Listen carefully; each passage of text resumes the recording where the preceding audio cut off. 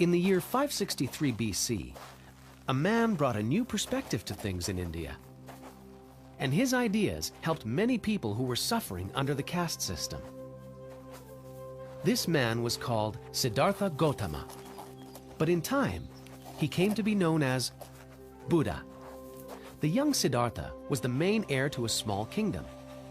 His father loved him greatly and did not want him to know suffering. The young prince was isolated in a wonderful palace, surrounded by various pleasures, servants, and delightful music. In this way, his father tried to hide aging, sickness, and death from him. But Siddhartha suspected that there was more to life than his luxurious prison, and since he was a restless young man, he began to leave the palace to see his subjects. The first time that he went forth, he saw an old, stooped man. Another time, he saw a sick man, and on another occasion, he saw a dead man. Siddhartha was dismayed. He didn't know about the suffering people had to endure in the real world. He decided not to return to his life of fantasy. Instead, he abandoned all his wealth to meditate on the suffering of people in the world. Siddhartha went deep into the woods and lived without a home. He shaved his head and wore nothing but rags. Siddhartha practiced something called meditation. Using the power of his mind, he slowed down his breathing, only ate a tiny bit of food, and could remain virtually motionless for hours or even days. He meditated to learn the mysteries of the universe. He spent years meditating, eventually learning to meditate more deeply than any other man. One day, something happened. It was like a great light turned on in his soul. Siddhartha left to tell his people of his great discovery. From that day on, he was known as Buddha, which means the enlightened one. All suffering is born from the desire to acquire something. If we manage to stop desiring, we will also stop suffering. Buddha taught that by controlling one's desires, a person could become their own master. So that when one dies, one will no longer need to be reborn as something else, and one's soul will reach nirvana, where suffering and ailments do not exist. This means a person's soul could remain in a state of peace forever.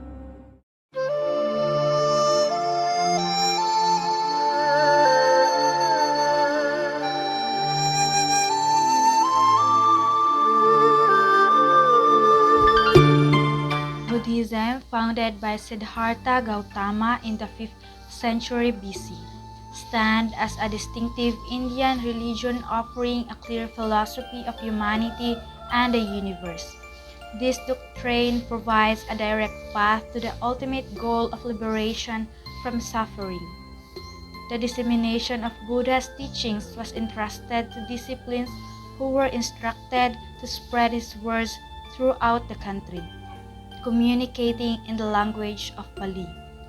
As one of the earliest religions, Buddhism delves into the causes of suffering and underscores the interconnectedness of humans and the environment, fostering respect and admiration for nature. Within the fabric of Buddhism principles, the understanding of right and wrong holds paramount importance. Right view or samadhi is deemed crucial for the practice of the moral life, shaping choices, goals, and responses to the social environment. Buddhism integrates elements of human rights, aligning with the concept of universal human rights, which resonates with early Buddhist teachings. The teachings of the Buddha on no-self and karmic rebirth instigate discussions on moral responsibility, retributivism, free will, and the naturalization of karma. While recognizing the significance of human rights issues, Buddhism has the potential to address them, with a need for further exploration and grounding of human rights in Buddhist doctrine. Ethical concepts such as non-violence and the unique purpose of human life contribute to the philosophical system and Indian wisdom inherent in Buddhism. This amalgamation of philosophy, ethics, and spirituality underscores the multifaceted nature of Buddhism, positioning it as a holistic framework for understanding existence and navigating the complexities of human life. This study aims to explore and provide insights into fundamental questions pertaining to Buddhist philosophy and ethics.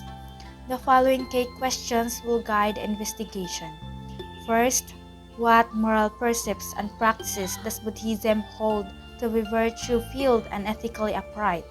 Second, which attitudes, deeds, or ways of being are considered immoral or unethical in the context of Buddhist teachings? This study delves into the complexity of Buddhist philosophy and ethics, aiming to explore the profound meaning of moral behavior and the interdependence of its precepts. Specifically, it intends to examine the concept of right in Buddhism and analyze the rule of karma in Buddhist ethics. The main focus of this research is on Buddhist ethics and philosophy's concept of right and wrong. Furthermore, the results of this study will be beneficial to the following.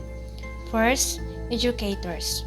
Teaching professionals, particularly those who teach philosophy and ethics, can benefit greatly from the study's results. Comprehending the complex nature of Buddhist principles of right and wrong may improve the curriculum, promoting a more thorough and culturally aware learning environment. Second, students.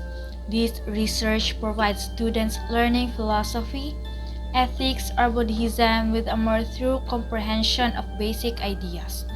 It can enhance academic learning, foster critical thinking, and support greater knowledge of moral behavior and spirituality. Third, researchers. Researchers, as well as scholars in various fields of ethics, religious studies, and philosophy will benefit from the study's contribution to current understanding. By examining Buddhist ideas, the literature on comparative ethics has been broadened and new research can be built upon. Materials and methods. This research employed an analytical framework to explore Buddhist philosophy and ethics, drawing insight from literary analysis techniques similar to scholars interpreting literary works. The goal was to break down complex patterns ingrained in Buddhist teachings. Buddhist scriptures, sutras, and philosophical treatises were subjected to careful study using literary analysis to reveal distinction within Buddhist conceptions of right and wrong. This research examines Buddhist philosophy and ethics using literary analysis techniques to uncover the complexities of right and wrong in Buddhism. And by looking at Buddhist texts as stories, we can gain a deeper understanding of the ethical framework and its influence on various cultures and historical periods. This approach fills in the gap between Buddhism's textual legacy and modern investigations into morality. So here's the example. So consider the Dhammapada, a collection of Buddhist verse and teaching. One verse states, "All that we are in the result of what we have thought." This verse can be interpreted in many ways, but through a literary analysis, we can uncover its deeper meaning.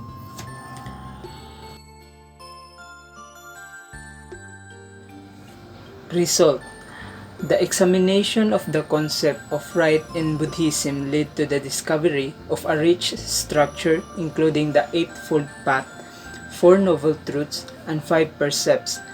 These components offer a systematic approach to reducing and eliminating human suffering, impacting areas such as the market economy and health positively.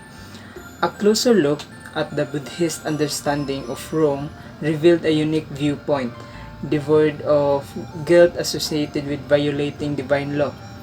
The law of karma, integral to the concept, emphasize individual responsibility and consequences of actions.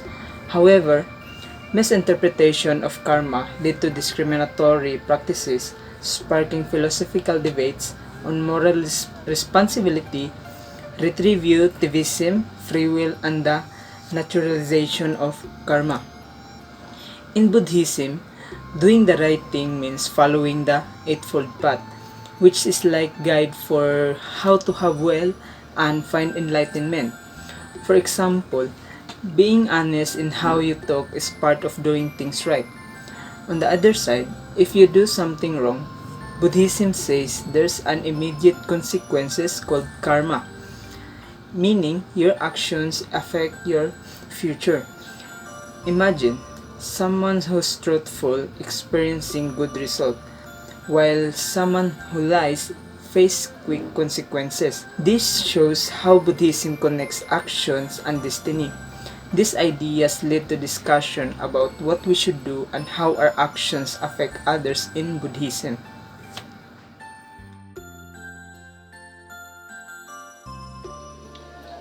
The concept of right in Buddhism is encompassed by the Four Noble Truths, the Eightfold Path, and the Five Precepts.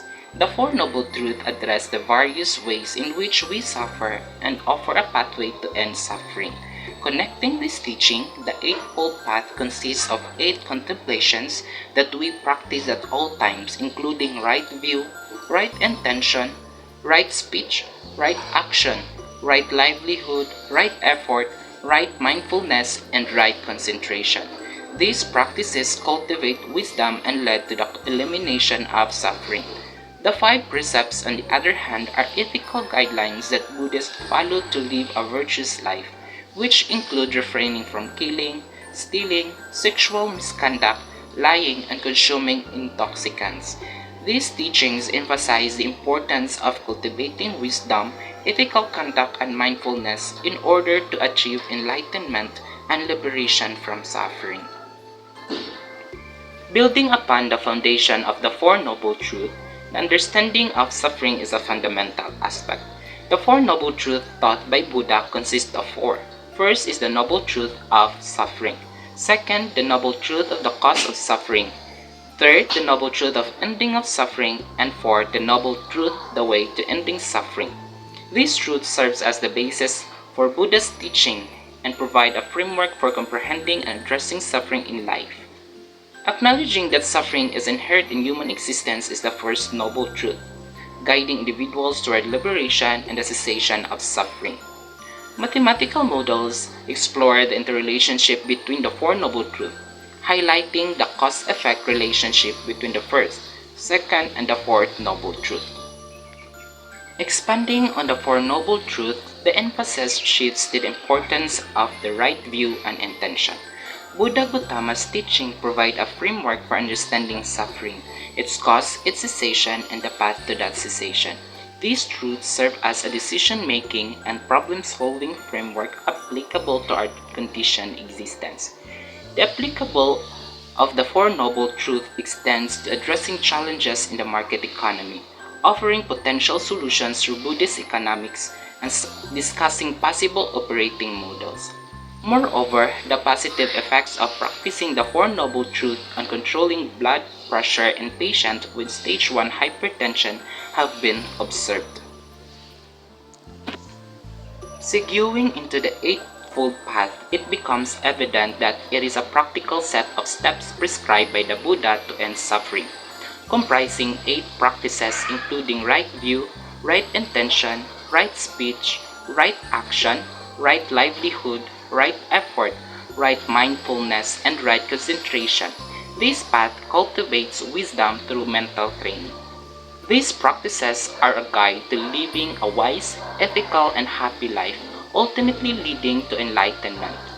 The significance of right speech, action, and livelihood within the Eightfold Path is underscored as essential components for individuals to cultivate a virtuous and harmonious relationship with themselves, others, and the world.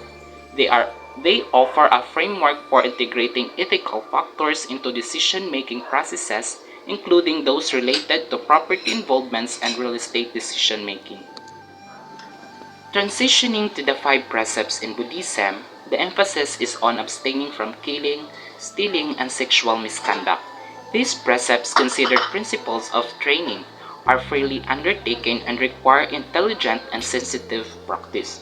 The ethical code of Buddhism, known as the five precepts, include abstaining from taking life, abstaining from stealing, and abstaining from sexual misconduct. Aligning with these precepts promotes healthier choices as demonstrated by their alignment with front-of-package nutrient profiling system and the Dutch food-based dietary guidelines, the Wheel of Five.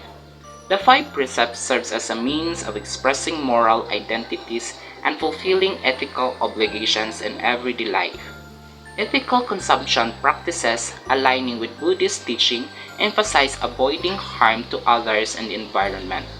The Buddhist tradition recognizes the complexity of life and encourages individuals to live by these ethical precepts to the best of their ability. Concluding the discourse in Buddhist teachings, the guidelines for moral conduct highlight the importance of honesty, avoiding harmful actions, respecting others' rights, and maintaining fidelity in relationship. The concept of the witness plays a role in moral conduct, influencing awareness and willpower. This ethical framework finds resonance in various philosophical discussions, such as Plato's Crito, which explores practical rationality and moral norms in judging actions, including topics like abortion and euthanasia. Additionally, scholars like Ted Hunderich and Vola Chuna Makirahan delve into the ontology of ethics, the objectivity of moral values, and the relationship between ethics and the world. The interconnectedness of Buddhist teaching with broader ethical consideration underscore the relevance and applicability in diverse philosophical contexts. Concept of wrong in Buddhism. Central to the understanding of Buddhism is the law of karma. Karma, a fundamental aspect of Buddhist ethics, emphasizes the consequences of individual actions shaping one's future existence. Unlike guilt, associated with violating divine law in other religions, Buddhism presents a distinct perspective on wrong, rooted in acknowledging human misconduct without the burden of guilt. In Buddhism, there's no divine being laying down a set of rules. Instead, it acknowledges human misconduct without the baggage of guilt. We're not dealing with sins as you might find in other religions or traditions. In short, it's a unique perspective in Buddhism. For example, just imagine a student who forgets to complete their homework. In Buddhism, it's not about facing a strict punishment from the teacher. It's about recognizing the mistake and finding a way to make amends. Now, let's talk about some grave missteps outlined in Indian Buddhist sources. There are 5 sins with immediate retribution, like murder of a parent, harming an rat, shedding a Buddha's blood, and causing schisms in the monastic community.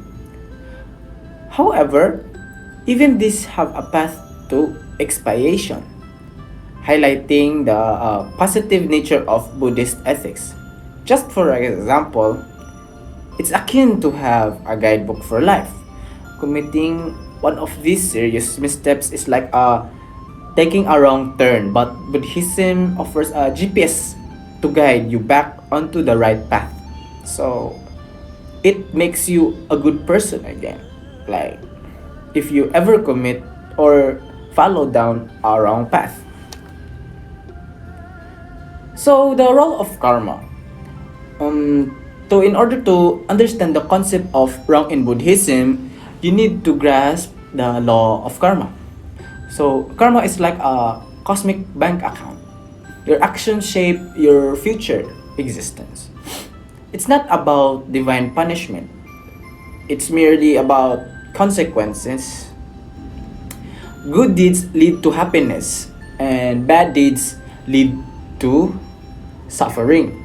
So It's like if you commit a mistake or a sin or bad deeds, if your future will be bad also. If you commit good deeds, and your future will be good. For example, think of karma as a banco or bank statement. Deposit kindness and you will have happiness. Make withdrawals with harmful actions and you'll find suffering deducted from your account.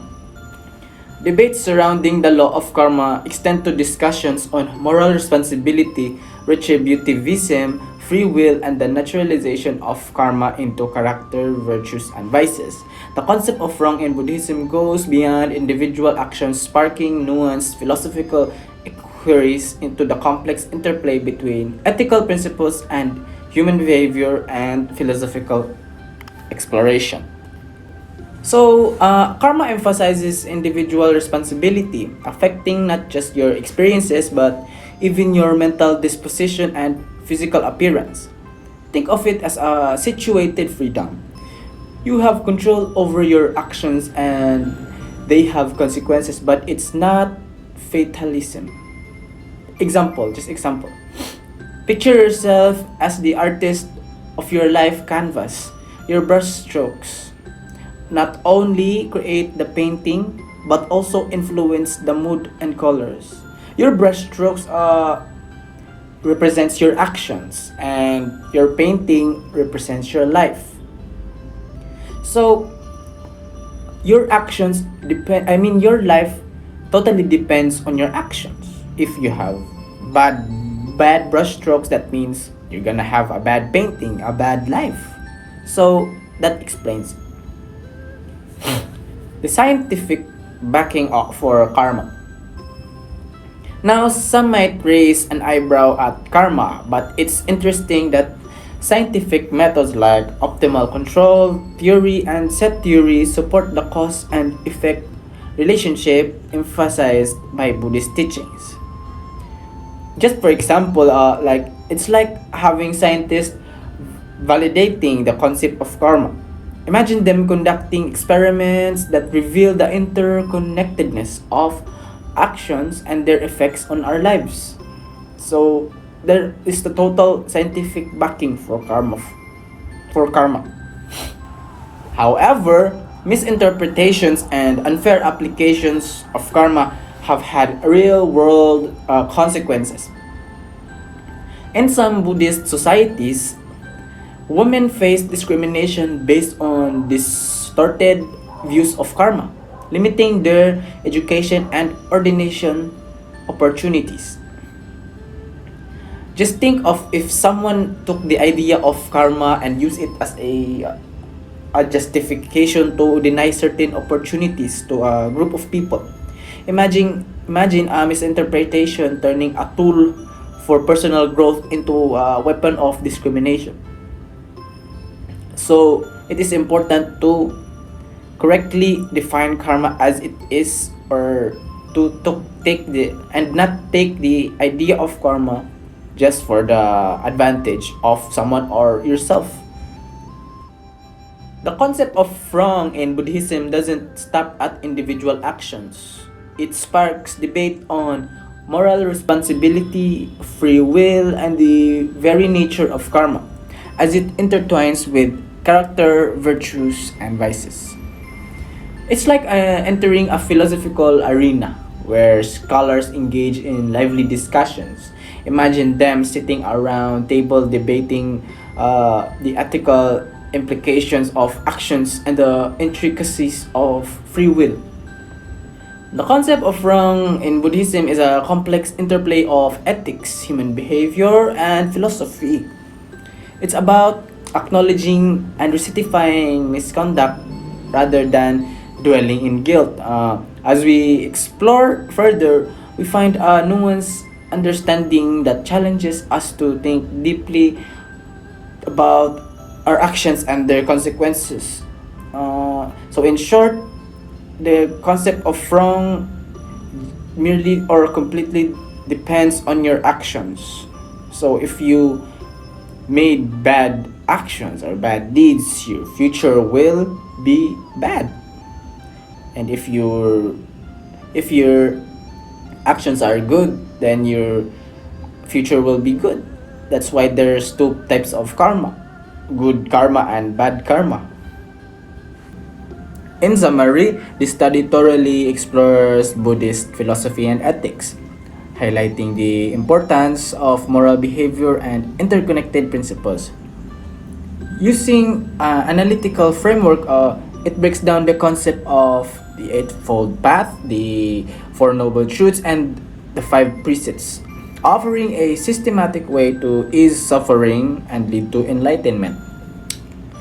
The research emphasized the positive nature of Buddhist ethics, which views wrongdoing without the guilt tied to violating divine law. In other words, the karma or the concept of wrong. Based on these findings, it suggests integrating these insights into education, especially in philosophy and ethics classes, to boost critical thinking and cultural awareness. Scholars are encouraged to explore or to discover new links between Buddhist teachings and broader ethical issues, contributing to our understanding of comparative ethics. Overall, the study's implication extend to research, education, and a broader philosophical discourse, promoting ethical conduct, fostering cross-cultural comprehension, and incorporating Buddhist concepts into contemporary moral and spiritual dialogues.